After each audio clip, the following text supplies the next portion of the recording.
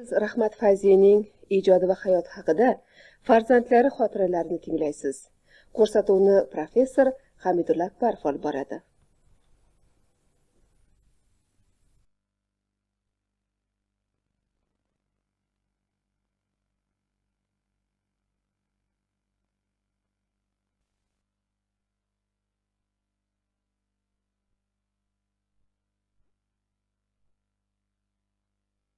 Ravnaqiga o'z ulushini qo'shgan ijodkorlarni eslab turkum ko'rsatuvlar tayyorlab bormoqda. Ijodkor xonadonida deb nomlangan bugungi ko'rsatuvimiz ham o'zbek kinosining jonkuyarlaridan biri bo'lgan Sen yetim emassan, Yor yor kabi badiiy filmlarning ssenariy muallifi, marhum yozuvchi Rahmat Fayzi haqida. Unda siz Rahmat Fayzining ijodi va hayoti haqida farzandlari xotiralarini tinglaysiz. Ko'rsatuvni professor Hamidulla Akbarov olib boradi.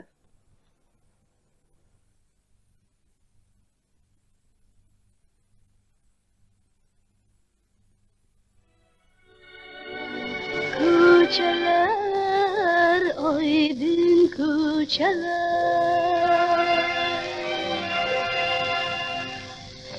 bunchalar go'zalsiz aydin ko'chalar.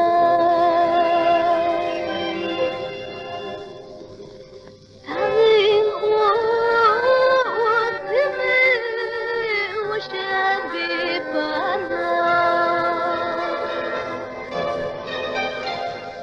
ko'ngillar. Rahmat aka mana bu ashulani xirgoyi qilib yurardilar. Aslida bu ashula paydo bo'lishda ilk bor ekran sari million tinglovchilarga, tomoshabinlarga yetib borishda Rahmat akaning xizmatlari katta edi. Ular Turabtuliga borib, bir yaxshi Toshkent haqida, uning ko'chalar haqida she'r yozib bersangiz deganlar. Keyin Donakaga borib, Dona Zokirovni nazarda tutyapman.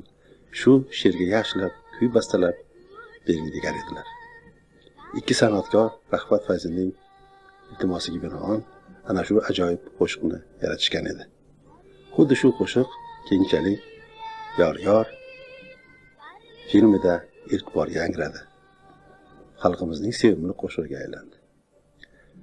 Faqat buning uchungina emas, umuman mana bu ko'chalarda sayr qilib yurishni yaxshi ko'radigan, suhbat qurishni yaxshi ko'radigan Rahmat Fayziga juda ma'qul tushgan edi. O'zlari Navoiy Shoh ko'chasida yurganlarda ham, Ko'kcha dahasidagi ko'chalarda yurganlarda ham sayr qilib, shu qo'shiqni xirgoyi qilib yurganlarning shohidi bo'lganmiz. Biz ham o'sha Rahmat Fayzining o'ylariga yo'lga tushganimizda shu qo'shiqni tinglab, fikrlarimizni to'plab, Rahmat akaning rafiqalari, qizlar bilan suhbat qurishga shaylandik.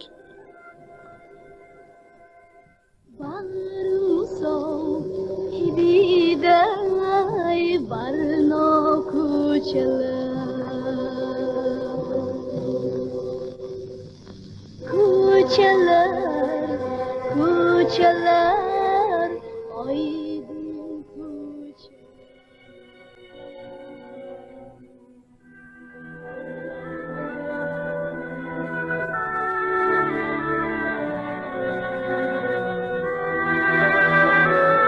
Mana bugun bu xonadonga kiraverishda men Sen yetim emassanni esladim.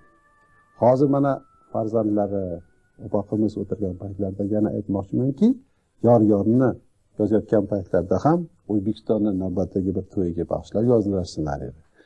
Uni yetuk rejissyor Ali Hamrayev darhol ekranga olib chiqdi va shuni birinchi tomoshabinlar sifatida men bo'ldim, chunki o'sha yerda Moskvada o'qib yurgan paytim edi. Rahmat akam bordilar filmni Lumumba nomidagi Xalqlar do'stligi Dornfunda ko'rsatdilar va birinchi qatorda ikkalamiz o'tirib ko'p gaplashdik va ko'p yaxshi fikrlarni men o'sha paytda eshitganman.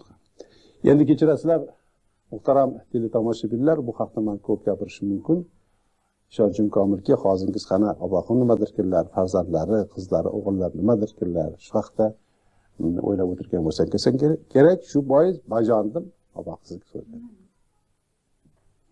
Shu madaniyat instituti rektorlik qilib yurgan mahallarda bir kun Sharif Rashid chaqirdilar. Keldilar menga aytdilarki, Jo'raro dedilar, temirchi Shohmat aka degan dedilar, yetim bolalarni asrab olibdilar dedilar. Tez shuni borib ko'rib, tezlikda shu dokumentani qilib film qilib berasiz dedilar. Lekin menga yoqmayapti. Men dokumentani qilolmayman. 2 kun, 3 kun o'yladilar-da, yana chiqdilar, Odillarga chiqib keldilar. O'sha kundan boshlab Shohmat akanikiga shunday bog'lanib qoldilarki, xuddi hali tug'ishgandek. Mayli nima topganlarini olib o'sha bolaga borardilar, o'tirib bag'ripani hangama qilib kelardilar. Shohmat akani lekin o'zlarini xarakterlaridagi to'g'ri shunaqa odam bo'lganlar. Juda ham o'zlarini okalardek ko'rganlar. Butunlay bog'lanib ketdilar. Shu kechki payt bo'lsa ham, ertalab bo'lsa ham vaqtlar bo'ldi. Oldin men o'sha qo'taman dedilar-da, ketardilar. Shunaqa qilib, haqiqatda ham keyin dokumentlarni qoldi-da. Keyin O'tirishni film yaratadigan bo'ldilar. Film tayyor bo'ldi. Tayyor bo'lgandan keyin mana unda Xudo rahmat qilib Yo'ldosh A'zam bor edilar. Mumtoz aka bor edilar, Turabto'la bor edilar. Hammalari shahar hovliga bilas hadiradan bizon hovlisida yig'ilishdi. O'tirib ssenariyni o'qishdi. Kechgacha o'tirishib, kechqurun xursand. Yo'ldosh A'zam judayam xursand bo'lib ketdilar. Uka, men bajonda men senga haqiqiy okalik qilaman. Men fikrim juda senga nisbatan nima? Yaxshi. Mana shunaqa deb gapirib, xursand bo'lib chiqib ketishdi. Shundan keyin u yoqqa Xo'jasoyevga olib topshirildimi, shunaqa bo'lib, yo'qdan keyin muhokamalar bo'ldi. Xolos shunda sentabr oylari edi. Undan keyin shu yil biz dekabrda Shotga Chalapli ko'chib keldik. Hatto darvoza o'zi yo'q edi. Albastir sementlar o'zi masjid yerda turar edi. Endi shunda yana Sharif Rashid chaqirdilar, aytdilarki, mana Ibrohim Rahim direktor bo'ladilar, siz Marp akani o'rniga glavniy Redaktor. Shunaqa bo'ldi. Shunaqa qilib shu dedilar, hozir hatto nimalar xodimlarga muayyanat topib berisholmayapti. Shunaqa nima kino studiya shunaqa darajaga tushib qolgan. Shularni bir ko'tarib beringlar dedilar.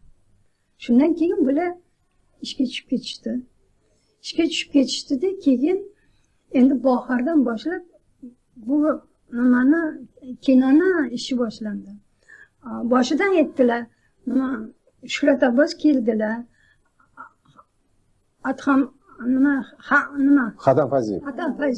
Xatam Fayziyev keldilar. Masjidga to'rtta ko'rpachani yozib olishardi, yozib qo'yib, qonini yerga berib yotishardi, o'tirib maslahat qilishardi. Hammalarining puli yo'q, yeydigani yo'q, bechora.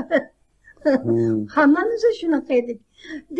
Bittasi yo'qmi, bitta bog'inga nonmi shu o'rtaga qo'yib olishardi, hangama qilib, haligini yeyishib, endi abitdan keyin ish boshlashi jarayonini gaplashishardi. Anasi bolalarni ishlash juda qiyin bo'ldi. Bolalarni tanlash qiyin bo'ldi. Endi nima Shohmat akani nima Objalilman ayani tanlashgan, bundan boshqaga o'tmaymiz deyishdi. Bular ham so'zlarni o'tkazardilar. Shuhrat aka ham vaqtida ular ham turib olardilar.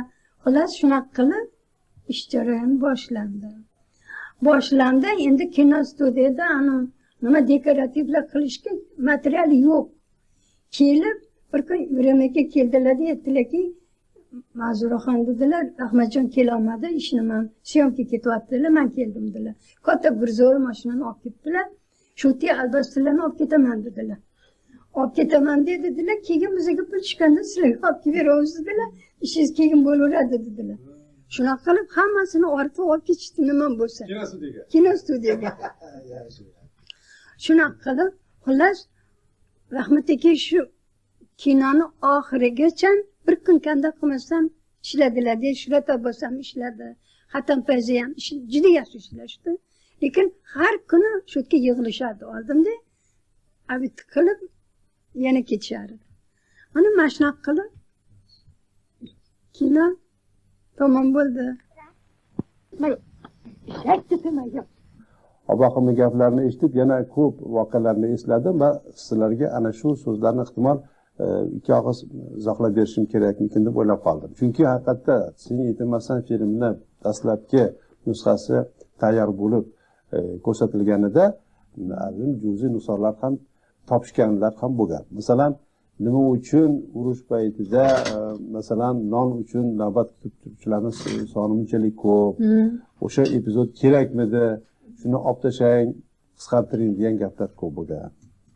Yoki o'sha Bahrabanning qo'shnilari bevosita o'sha tikuv mashinasini olgandan keyin pul berish kerakmiki, olmasdan pul berish kerakmi degan masalan juda ko'p talablar ko'payib ketgan. Men o'ylashimcha, unaqa ularga ahamiyat berish kerak emas edi. Shu paytda Rahmat akamiz ham, Shuhrat Abbosov ham haqiqatda o'sha ijodiy bir jasorat namunasini ko'rsatishga nihoyatda qat'iy turishgan.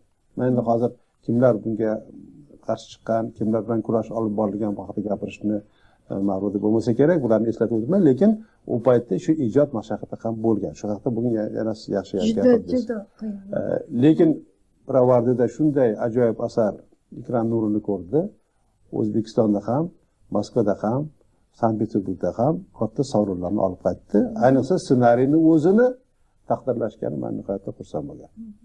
Sen yetilmassan filmi ekran yuzini ko'rgandan keyin tomoshabinlardan judayam xatli yog'ilib kela boshladi. Hozir ham mana bizda odamlarning xonalarida, arxivimizda eng ko'p tomoshabinlarni fikr bildirganlar mana shu film haqida katta jild bo'lib yig'ilib turibdi. Uni nihoyatda ehtiyotlab biza o'zini asl nusxasini ham, keyin uni ko'chirib olganlarimizni ham hammasini yig'ib qo'yganmiz. Mana shu tomoshabinlarni hammasini fikrini jamlab, hozir ham shunaqa bir maroqlanib o'qiymiz-da. Film garchi urush davrida yozilgan, filmni mavzusi urush to'g'risida bo'lsa ham, mana hozir Hamidlarga juda yaxshi aytib ketdilar. Lekin ana o'sha urushni dahshatini ichida odamlarning o'zlarini inson sifatidagi eng birinchi hislatlari mana shu mehri giyolari borligi, mana shu insonlarga judayam bir mehrlari cheksizligi shunaqa bir hamma chiziqlarda sochilib yotibdi kinoda. Bu meni o'zimni fikrim emas, bizga kelgan, odamlar ishxonalariga kelgan, kinostudiyaga kelgan, mana shu redaksiyalarga kelgan judayam ko'plab xatlar buni tasdiqlaydi. Ayniqsa filmda yoshlarning ijrosi tomoshabinlarni judayam to'lqinlantirib yuborgan. To'g'ri, u yerda ayani ishlar, ayani mahoratlari, Obid aka mahoratlari to'g'risida ham gapirishadi-ku, lekin hammani hayajonga solgan narsa bu qanday qilib yozuvchi, ssenarist yoki rejissyor o'sha yerdagi 14 ta tabiatli, 14 ta fe'l-atvorli, bundan tashqari boshqa millatdagi bolalarni shunaqa bir jonli, shunaqa bir qaynoq o'zini qalbi bilan kinoga olib chiqa oldi degan gap hamma xatlarda uchraydi. Yana shunaqa joylari borki, mana Ukrainalik, Belarusiyalik, Leningraddagi yosh qizlar, yigitlar xat yozishadiki, meni Larisa bilan Zidra rolini o'ynagan qiz bilan tanishtirib qo'ysangiz, o'shaning suratini yuborsangiz, juda ham xohlayman. Yoki bo'lmasam Lutfonim Sarimsoqova bilan tanishtirib qo'ysangiz, men juda ham xohlayman o'shalar bilan yozishib turishi, yaqindan bir muomalada bo'lishi xohlayman degan xatlar bizning qo'limizda juda ham ko'p-da.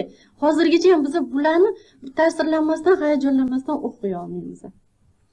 Yana bir narsa aytgim keladi, bu garchi bu urush to'g'risidagi, urush mavzusidagi film bo'lsa ham, meni nazarimda bu yerda birinchi o'rinda insonning mehri olov bo'lib yonib turadi. Hatto bu gapni ssenariyning muhokamasida Anvar aka biz aniqni ham olib qayta o'qiyotdik. Kimni? Yo'ldosh Azamov fikrlarida aytganlarki, shu paytgacha men o'qigan ssenariylarim ichida eng baquvvati. Bu yerda qanchalik dialog kam bo'lishiga qaramasdan, olov shunday bo'rtib turibdi. Olov ko'p ssenariyda. Menimcha bu olov avvalambor odamning o'zlarining yuraklaridagi inson bo'lgan ana o'sha mehr quyoshini olovi, o'sha mehr quyoshini olov. Chunki biz bu mehr quyoshini oilada o'zimiz ko'rganmiz-da. To'g'ri, odamlar nihoyatda talabchan edilar bizga. o'zimiz o'qishni hech bir to'g'risiz o'qirdik-ku, lekin universitetda 5 qilib qo'ygan joyda uyni ishini 5 qilib qo'yiladirdilar. Bilardik, qattiq turardilar, juda talabchan edilar. Ro'zg'orda, kiyinish o'zida, muomalada hamma ishda talabchan edilar-ku. Baribir bilardik. Hozir juda ham bilyapmiz. Mana o'zimiz ham bolalarimiz katta bo'lganda yana ham bilyaptiki, odam mana shu talabchanliklarning orqasida shunaqa bir katta mehrlari yotar ekanki odamlar. Uni biz endi bilyapmiz. Va bu mehr odamlar yaratib ketgan qahramonlarga ham ko'chgan edi. Buni mana singllarim, akalarim yana ham bir to'ldirib gapirishlarim mumkin. Asli gapni aytdingiz, rahmat.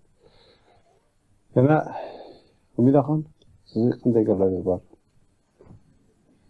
Men bitta narsani qo'shgim keladi. Odamlarni tabiatlarida bitta so'z kamdan kam ishlatilardi, lekin joyida ishlatilardi. Balkim bu odamlarga bir g'alatiroq tuyulsa kerak, notabiiy tuyulsa kerak, barakalla degan so'z bor.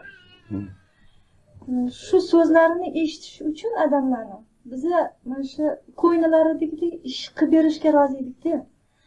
O'sha aytgan ishlarini o'rnida, joyida, ko'yinlaridagidek qilib bersangiz, bir og'iz barakalla deb qo'yardilar.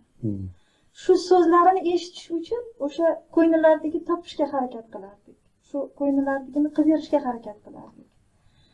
Bilmadim, mana hozir Dilbarib ham aytganlaridek, o'sha ham shu odamlarni bizga qoldirgan bir nima deydi? Meroslar. Yo, meroslarida haqiqatan ham. Hozir mana haqiqatan ham hammamiz o'zimizga bola chaqali, oilali bo'lib turib, shu so'zni o'zim masalan farzandlarimizni ko'ynimizdagidek bir ish qilsa, barakalla degan so'zni ishlatishi o'ylab turavizki, shu odamlar qanaqa paytda aytgan edilar shu so'zni bizga nisbatan. Mezon bo'lib qolgan ekanda. Mezon bo'lib qolgan, haqiqatan ham-da shu o'shanga qarab aytish kerak bo'ladi. Qadr boshqacha edi Haqiqatan ham. De o'sha baribir odamlarni mehrlari baribir turadiki, hattoki shunaqa bo'ladiki, go'yo bilasizmi? Mana shu yurganimizda ham, turganimizda ham, mana endi hammamiz har joyda ishlaymiz. Boramiz o'sha ishxonaga, o'sha ishxonada o'tirganimizda ham, hattoki mana menda o'zimda shunaqa ko'p narsa bo'ladi. Nazarimda mana oldimda odam turgandek bo'ladilar. Shu har bitta odamga qilayotgan muomalamga yoki bo'lmasam o'sha birov bilan gaplashayotganimda men bir narsadan qiynalib tursam, yo mana bundoq qilish kerak deyotgandek, xuddi qulog'imda shunaqa narsa turadi-da, bilmayman. Mana bunda ham aytishar, shunda oldimda ko'zimning oldida turadilar. Agar bitta ishga sal boshqacharoq qilib qolsam, yo mana bundoq qilish kerak edi qizim deyotgandek bo'lib turadi. Shuni o'sha to'g'rilab olishga harakat qilaman. Men o'zimda masalan shunaqa narsani his qilaman. O'shaning uchun ham aytamanki, shu odamlar biz uchun o'lgan emaslar. Odamlar biz uchun o'lgan emaslar. Har doim o'sha bizani oldinga intilishga, harakat qilishga bizani tortib ketadilar. Doim shunaqa oldinga harakat qilish o'ziga, intilish o'ziga yordam berib turadilar. Yaxshi, meni fikrimcha ham shunday mehrdor yo inson shunday sen aytmasan filmni yaratish uchun asos yaratib berishi mumkin edi. Endi yana bir gap borki, sizni otangiz, umr yo'ldoshingiz, bizni ustozimiz, ham yaqin do'stimiz mana masalan yozib bergan kitoblarida aytganki, suyukli ukam va boshqa gaplarni gapirib yozganlar. O'sha kitob atala bugun ko'tarib keldim. Shun Rahmat akam haqida o'ylaganimda, men baribir shu baxtli ekanlar degan so'zni hamisha keltiraman va bajondir etaman. Chunki atroflarda juda yaxshi samimiy va baquvvat, iste'dodli, katta shaxslar bo'lganda, keyin ular o'sha so'z bilan ifoda etgan obrazlarni, voqealarni ekranga olib chiqadigan yaxshi shaxslar ham bo'lgan. Men shundan nihoyatda xursand bo'laman. Mana hozir Sayyid masalani gapirdingiz, haqiqatda bu borada Obid aka ham, Shuhrat aka ham va hokazolar juda katta xizmat qilishdi. Ya'ni mana men senga shuni yozib berdim, poydevori, buni imorat qilgin, mana shuni ko'targin. Faqat o'sha poydevor agar qiyshuv bo'lsa, imorat hech qachon chiroyli chiqmaydi, o'z-o'zidan ma'lum. Sadda chiqib bo'lsa ham imorat qulab tushadi, bilasizlar. Juda yaxshi baquvvat asar yaratganlar. Sen yetib yurmasandan keyin ana yor-yorni yozganlar va u ekran nurini tez orada ko'rdi. O'shanda yo'llarda bir yoqlarda Soyib xo'ja, bir yoqda Baxtiyor Ixtiyorov va Ali Hamrayev bo'lishdiki, shuni ekranga olib chiqishdi. Unga ajoyib mana musiqani biz bu yerga kelayotganimizda ko'chada eshitib keldik. Ko'chalar degan ashula ham bor. Endi buni tafsilotlarini ehtimol o'zinglar aytib berasizlar. Men buni ko'p tafsilotlarini bilmayman. Buni o'zi aslida yozilishiga mana katta akamiz Prototip o'tiribdilar. Men armiyadan 1960-yilda kelganimdan keyin o'ylanishim kerak. Payt o'ylanish tarafida boshlandi. Odatda tavsiya etilgan qizlarni ko'rdim. Ko'pmidi? Jarayon Qizlar ko'pmidi? qizlar ko'p o'ta qilgan. Hech qaysi yo'qmidi? Jarayon 2-3 yil davom etishini uchun Hop, lekin to'xtamlar bo'lgani yo'q. bo'lgan. Ja talabchan ekansiz o'zimda. To'xtamlar bo'lgani yo'q. Oxiri Taqdir akam kendimizga o'ylandik. Lekin shu ma'na ikili qiz tanlashdagi bo'lgan shu jarayon desak, shu odamlarni keyingi filmlarini yozishga turtki bo'lgan. Filmlar Televizor ekranida bitta qiz yosh ko'rib qo'ygan. Qanaqa bo'lgan? voqea bor. Ha, qani? Flora degan qizcha bo'lar edikdir. Shu qizcha yosh ko'rib qo'ygan. Yaxshi. Yaxshi.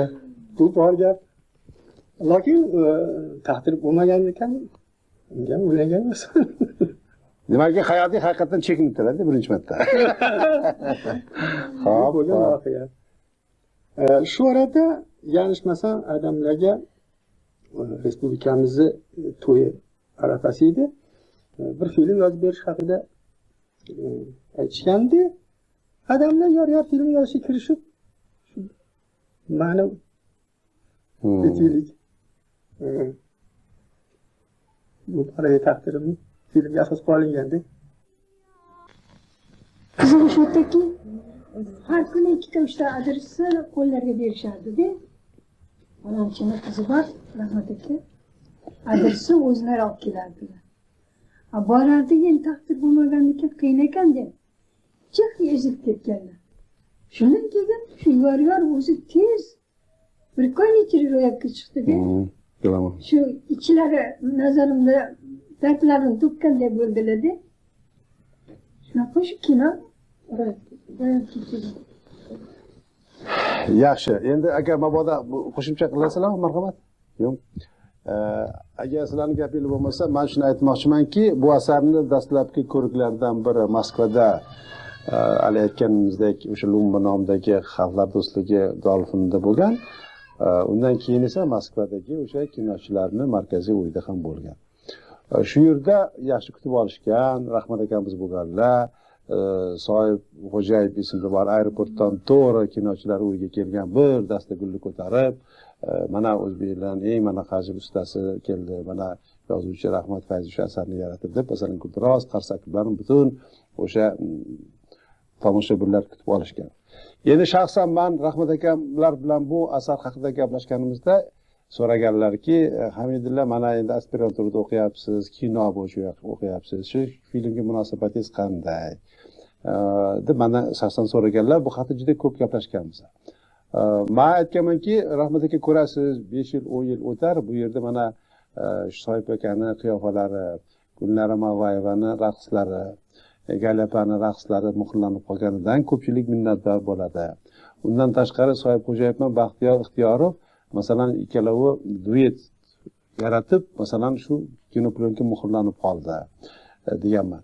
Endi haqiqatda hozir o'sha tarixiy bir hujjat manba sifatida ham jihatda ko'pchilikning e'tiborini tortadi shu asar. Musiqali asar. O'zbek kompozitorlari ham unga moslab ajoyib musiqalar ham yaratib berishgan.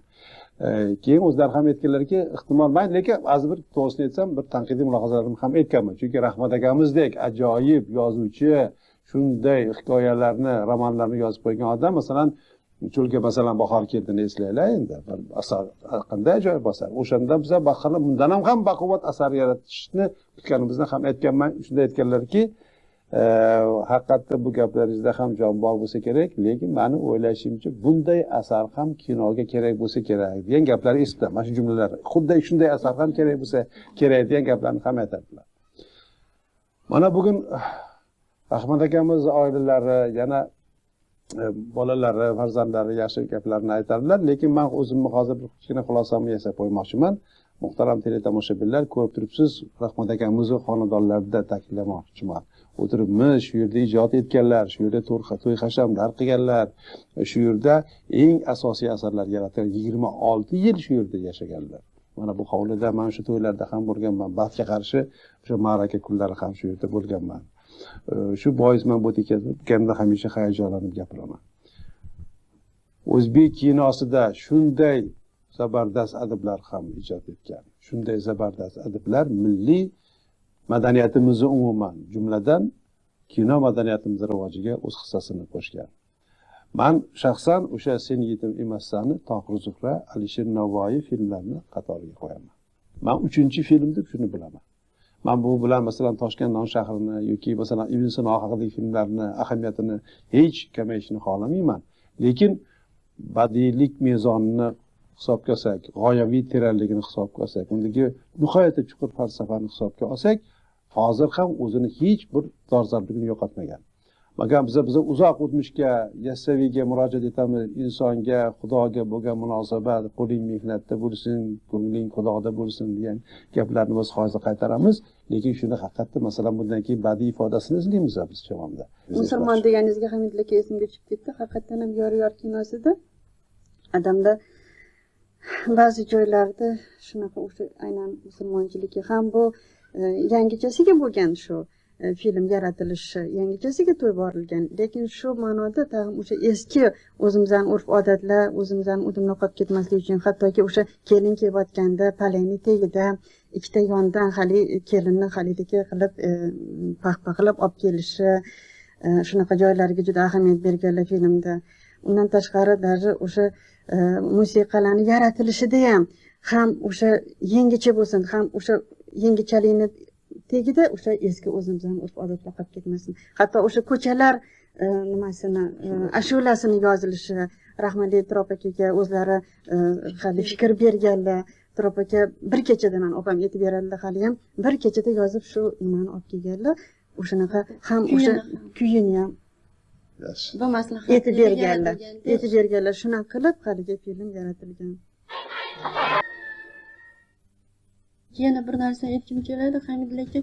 Masalan, odamlar ssenariy yozdilar-yu, ishi shu jarayoni tugadi deb o'zlari ajralib qololmadilar-da, ikkala filmda ham. Menimcha, o'zlari ham buni keyin ko'proq gapirdilar-da. Shu film ekranga chiqquncha hamma jarayonda odam barobar mehnat qildilar. Rejissori yonida, operatori yonida, ana o'sha bastakori yonida va hamjihatlida, hattoki menga juda ham ta'sir qilardi-da. Ayani hammamiz o'zimiz ayamizdirdik-da. Lutfxonim ayam. Mana shu ssenariy yozmasdan avval ona obrazini faqat shu Lutfxonim aya faqat shularni o'zlari ijro etishlari mumkin degan narsani odamlar 100% tasavvur qilgan holda qo'llariga qalam olganlar. Film ekranga chiqqandan keyin, hatto bu aktyorlar tanlanayotgan paytda ham odamlar bir necha marotaba epizodlarni gapirib berdilarki, talash bo'lgan ekan-da, mana gapirib berardilar. Hamma xohlaganda, mana shunaqa o'zbekning onasini, ayniqsa odamlar mana shunaqa bir mukammal bir o'zbekning chinakam onasini ekranga olib chiqayotgan paytda bu menimcha tarixiy voqea bo'lsa kerak. O'zini ko'rsatish xohlagan aktrisalar ko'p bo'lgan ekan-da, lekin odamlar o'shanda aytdilarki, yo'q. Masalan, o'zbek kamzul kiyib, o'sha ayaga o'xshab, ana o'shanaqa kamsuxon, bolajon bo'lib, ana o'sha nonni navbatchiliklarda turishlari, ana shunaqa lavhalar bor. Jo'mashovda kir yushlari. Ayniqsa jo'mashovga egilib kir yuvishi ayadan boshqachasiga odam tasavvur qila olmas edilar. Faqat shu aya shu ishni qilishlari mumkin, chunki ularda ana o'sha odamlar ko'rgan juda katta bir buyuk yurak bor edi. O'zbekning onasini katta bir yuragi bor edi. Menimcha shuning uchun ham o'sha mushtaraklik, Hamidli aka, o'sha rejissyor, operator, hatto bastakor, hatto aktyorlar hamma bitta bolalarning obrazini tanlashdagi adamni jonkuyarliklari menimcha men mubolag'a qilmayapman shekilli oxirgi nuqtagacha mushtaraklik bo'ldi-da. Kinoda menimcha bu narsa faqat muvaffaqiyatga olib keladi deb o'ylaymiz. Mana siz Hamidli aka aspiranturada doringizni eslatdingiz. Bizda ota bola oramiz shunday bo'lgandiki, ko'pincha Moskvada dardlashardik. Men ham shu paytlarda Moskvada tahsil ko'rardim. Hozir bir narsa esimga tushdi. Mixail Rom filmni ko'rib, ta'sirlanganini eshitib, qanaqadir juda bir o'ziga sig'magan darajada ko'zlarida nur bilan kelib, shunaqa eshitdim. Shu odamga yoqibdi. Daniel Xarabravskiy, Rashal, Ivan Perevlar ular endi Toshkentda ko'rishgandi. Balga qarshi Moskvada o'sha Dom kinoda bo'lgan premyeraga men bora olmagandim. Anarog'i o'zlari keyin borarsan degandilar. Ma'lum bir darajada shuni yoqtirmas edilar o'sha. Juda ko'p taassurotlarni gapirib berganlar. Ularni agarda gapiradigan bo'lsak, ham murakkab, ham.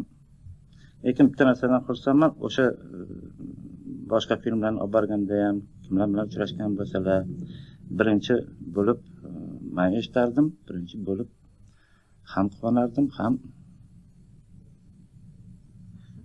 endi faxr qilsam o'sha paytda Jamunchalik Mastrov. Hayot shunaqa ekan. 2 yil burun qiziq bir voqea bo'ldi. Hamidli akamdan ham xabaringiz bor? Mana qo'limda shuni ushlab turibman. O'zbekiston Xalq Demokratik partiyasi Shayxontohur tuman kengashi tashabbusi bilan adamimizning 75 yilliklarini o'tkazildi. Ana shu yubiley kechasiga tayyorgarlik paytida bir narsa yodimga tushdi. Keyin qizlar bilan o'zaro gaplashib ko'rdik. Birikda Tenqur Xadim Sag'adian o'rtalarga yetib ko'rdik. Film chiqdi, mana asar yozildi. Lekin bolalar uyi degan so'zni o'zlariga singdira olmasdilar. Shuni u paytda o'zgartirish mumkin emas. Deddom degan so'z ruschasiga ham, o'zbekchasiga ham deddom bo'lib ketgan edi. Hatto bolalar uyi deyilmagan. Shu paytda adamimiz nomlariga qo'yilgan endi deddom deb turaylik, chunki haqiqatan deddom edi. Murabbiysi bilan gaplashganda ham shu nomi o'zgartirilsa qanday bo'larkin degan fikr chiqdi-yu, biror bir narsa o'ylab topa olmadik.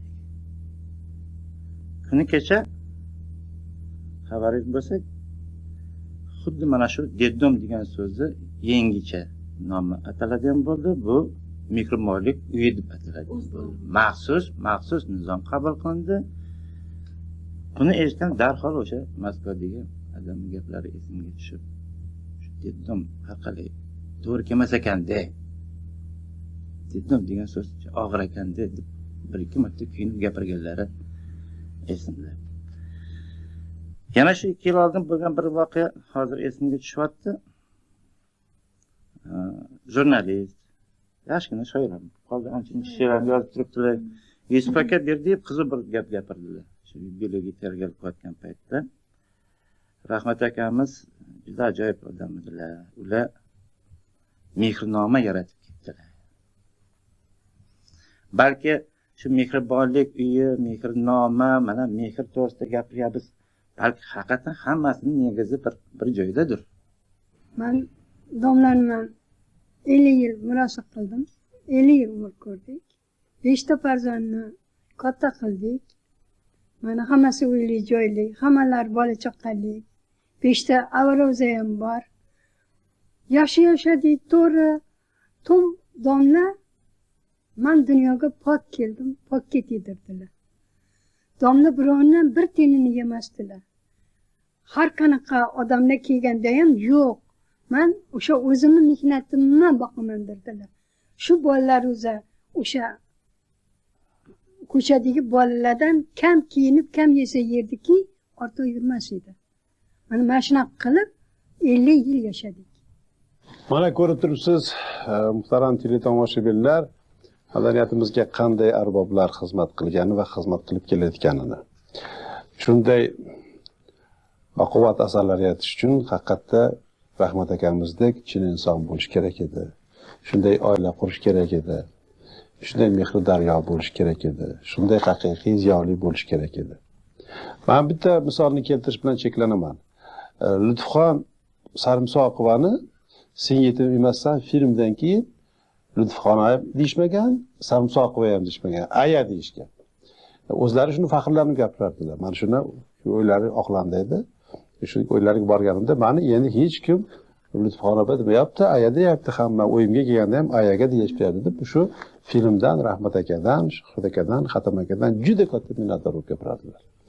Endi saboq olish haqida gapirganimda men shuni aytardimki, Rahmat aka mana haqiqatda filmni ssenariysini yozganlarida oxirgi nuqtani film ekranga chiqqandan keyin qo'yardilar haqiqatda. Ya'ni mana filmni topshirdim, kechirasizlar pulini oldim deb o'tirish ham mumkin edi. Chunki kinostudiyaga borib, uni ovozini qara, unga ashula yozdir, uni epizodini yozib ber, dialogini yozib ber qilib aralashmaganlar ham bor. Lekin Rahmat aka shuni hamma jarayonda qatnashar edilar va film ekranga chiqqanlardan keyingina o'sha mana qiyomiga yetkazdim, oxirgi nuqta qo'ydim dedilar. Endi bunday saboqlardan ko'p aytish mumkin, lekin men asosiy, men o'ylashimcha ularning fazilatlarini, ijodiy qirralarini bugun oilalari, bolalari nihoyatda yaxshi gapirib berishdi. Sizlar nomingizdan bu o'yga men xotirjamlik, sihat, salomatlik tilamoqchiman. Hamisha sog' bo'ling, salomat bo'ling. Meni o'ylashimcha bugun har holda Rahmat akamizning ruhlari ham shod bo'ldi. Esladik, yaxshi samimiy gaplaringizni aytdingiz. Mana men ham qanday Rahmat akam oramizda bo'lsalar, men hozir bir